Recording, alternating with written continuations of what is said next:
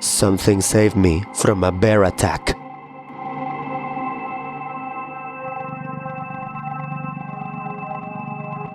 I love the outdoors, especially the woods. Something about me being in tune with nature, something about being away from all the cars and noise and lights and pollution and people, it's just so refreshing. Extremely refreshing. If you have ever been in the outdoors for enough time, however, you would know that it's not all sunshine and rainbows, you know? The same qualities that make it a good escape from reality come indeed with certain dangers and pitfalls. The first one would be the weather. If it pours or snows at home, then you can just sit inside and watch your favorite movie or your favorite TV show with your favorite snack in your hands.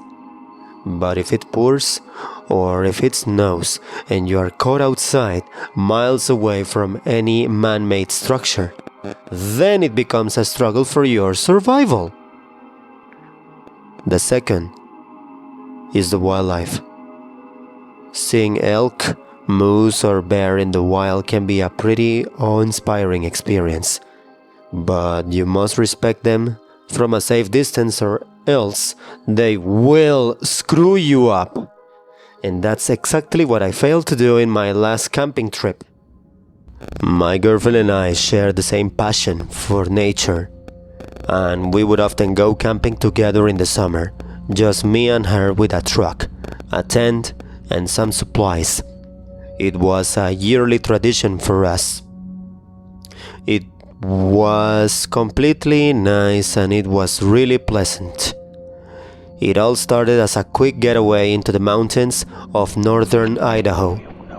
Despite official bear warnings in the area, we decided to set up camp about 40 yards away from a river, and we established our campsite without any further concern and without any major incident. Within a few hours, night fell and we found ourselves snuggled up next to each other in the tent. Honey, do you think there are any bears around here? I heard that they like pretty girls with tasty bodies like you. I teased my girlfriend, Rachel, and she slapped me, kindly of course, and jiggled back saying, Maybe, who knows? If they are, then I hope they like the spy. I saw something in her hand. She rose it, and there was a cylinder of some sort, and I squinted and asked, What's that, honey? Beer spray. If that doesn't work, I got it. She said cheerfully, and she rustled for a moment in her sleeping bag and produced a handgun with a teal color frame, skillfully twirling it. And I chuckled and said, Okay, Lara Croft, just don't mistake me for a bear when I come back from taking a piss outside. Don't worry, I will. She said jokingly. After that, I unzipped my sleeping bag. I grabbed a flashlight and I slowly stood up in the tent, being careful not to step on Rachel. The tent zipper was so loud in the quiet night that it sounded like a machine gun. As soon as I set foot outside and I put on my boots, I felt that feeling, the unquantifiable unease of being watched, like 1,000 pinpricks on the back of my neck.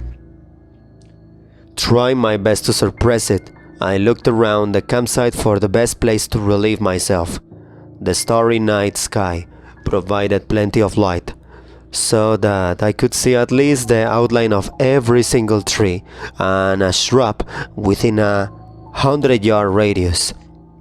That's pretty much a stadium. Let's imagine it's 100 meters. My gaze landed on a patch of shrubs a few yards behind the truck, and I started towards it, but stopped when I heard what sounded like a puff of air.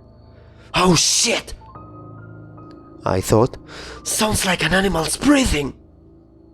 And I really should have asked Rachel for the bear spray before going outside. But I really needed to go. Like, really badly. I continued to creep forward, step by step. And I made sure to tiptoe and make as little sound as possible. As I made my way around the front of the truck, my breath stopped cold.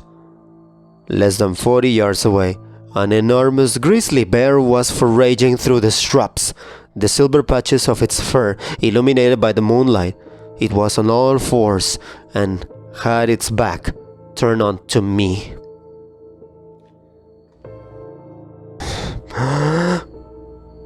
I held my breath and I slowly backed away. That was the standard protocol for encountering a bear. It worked, at least supposedly, until my clumsy ass accidentally banged my metal flashlight into the metal body of my truck with a sharp clank. The bear instantly stiffened for a moment, then looked around, rotating its massive head to survey its surroundings. I stood stock still, refusing to even blink my eyes. And the bear started sniffing the air. I could see the black knob of a nose on its snout wiggle with every breath, spewing puffs of vapor in the cold night.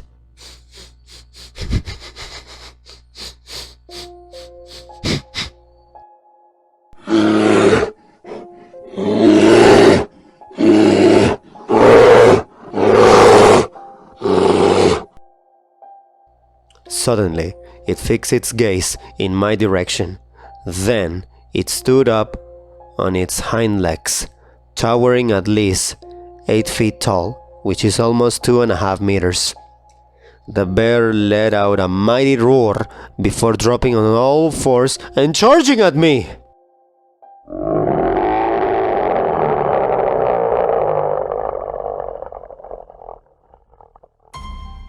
Before I could blink, it was already on me.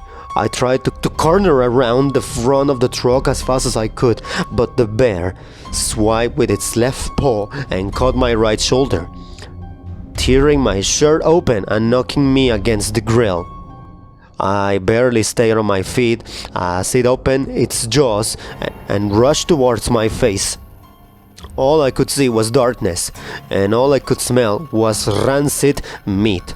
Then it was gone.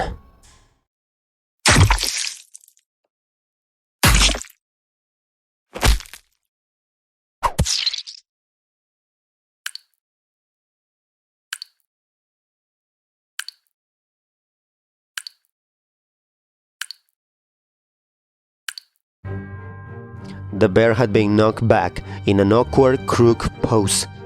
4 long, curved sabers had pierced its neck all the way through and dragged it away from me. The bear sputtered and hacked up blood as it struggled against its new assailant. And my eyes followed the sabers and registered that they were actually claws attached to a bony, pale hand with long, sickly fingers. The claws seemed to be part of the skeletal structure itself, instead of external growths of keratin like they were supposed to be. And just like the ones on the bear's paw, of course. The hand was attached to a long, skinny arm with muscles like steel cables, which was attached to a pale body with visibly outlined ribs. Atop the body was the head that looked like an elk's, except it was all wrong. The eyes faced forward and were much closer together, like a predator rather than a prey. The skull appeared to be a scalp of all skin and fur, revealing a surface of pink flesh and white bone. There were at least 50 points protruding from its wide, fossilized antlers. It was very big. And instead of the normal herbivore-style molars of an elk, this creature possessed multiple rows of long, sharp, serrated Tyrannosaurus-like teeth, which it brought to the bear and pierced the head of the poor grizzly. Its jaws opened much wider than any elk's should have been able to and wrap around the bear's skull before crunching it into a wet pop, like a person biting an apple. Blood and brain matter exploded everywhere, drenching me and my truck with warm, sticky, red gore. The grizzly bear spasmed, and then it went completely limp.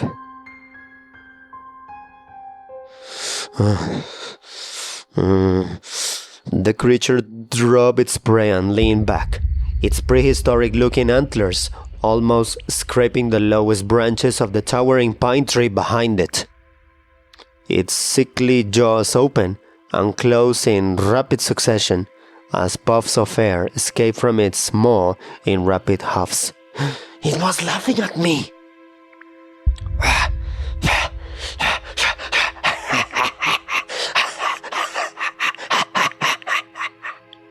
And after a few seconds, it stopped.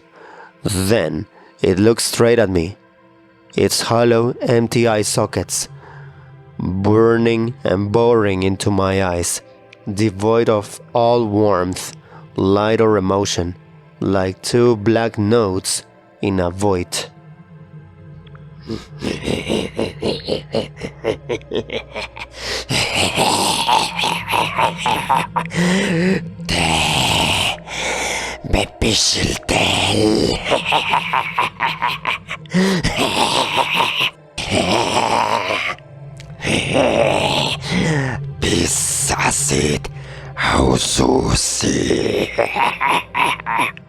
It uttered in broken, distorted words, yet with a surprisingly humanoid voice.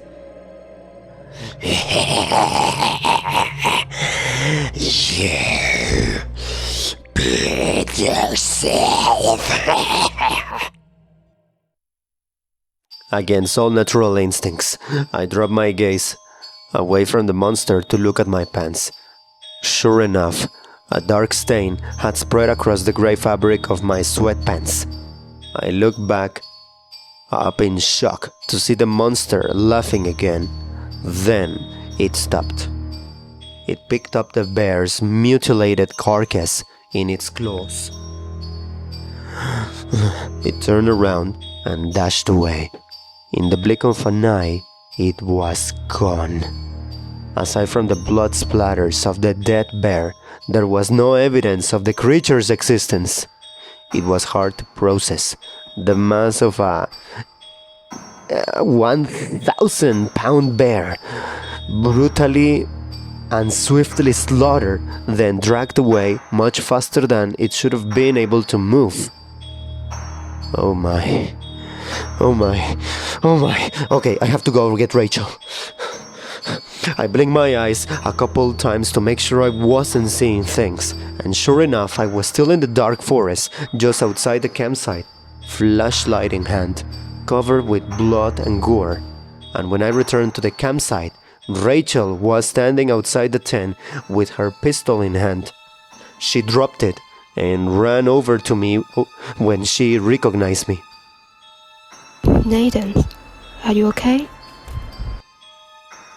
She asked wearily but relieved. Yeah, I guess. A bear attacked me. Her eyes widened with shock. How bad is it? She asked, gingerly wiping a spot of blood off my face with a paper napkin.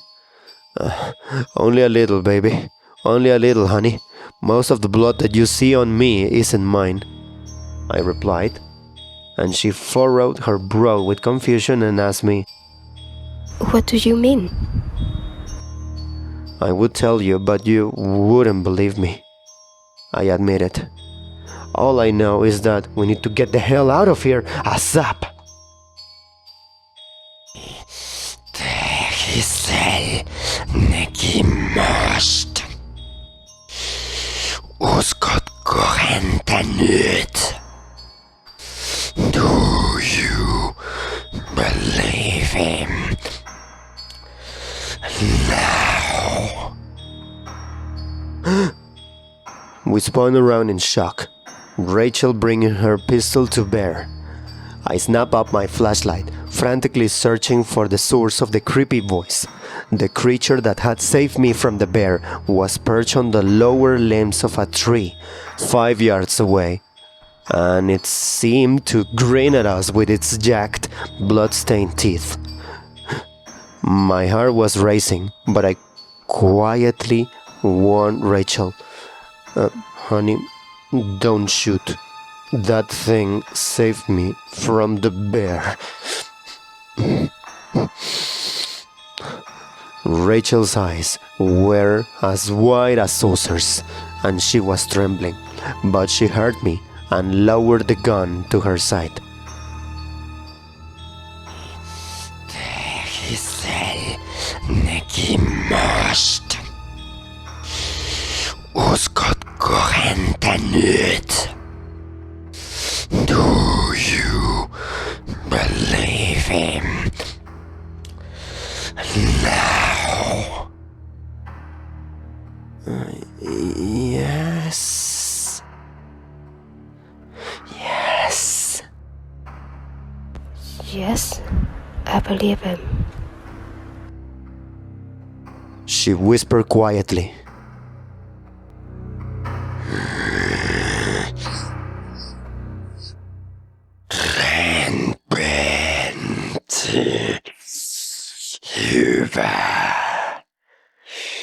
Good.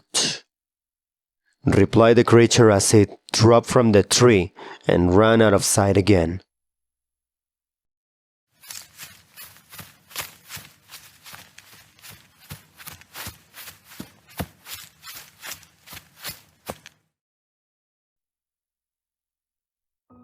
Rachel and I don't really talk about it much. The incident replays itself in my dreams sometimes, and I remember that particular event just as vividly as the day it happened.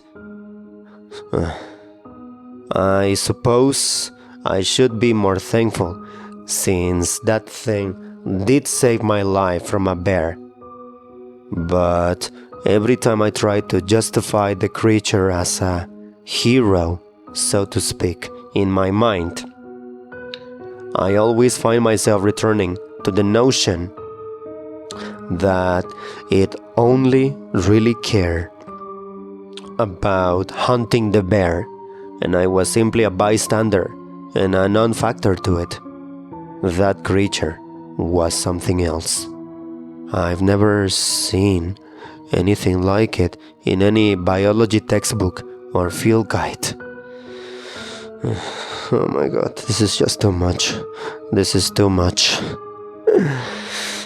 This is too much. Everything about it was just so uncanny and unnatural that it was completely disturbing. Every now and then, I'll hear its horrid laugh in the back of my mind, and the smell of the overpowering odor of rot and decay. A reminder of where we humans would really be on the food chain if not for our fancy tools, our weapons, and our infrastructure. I didn't manage to take any pictures of the creature, so the best I can do is a quick sketch.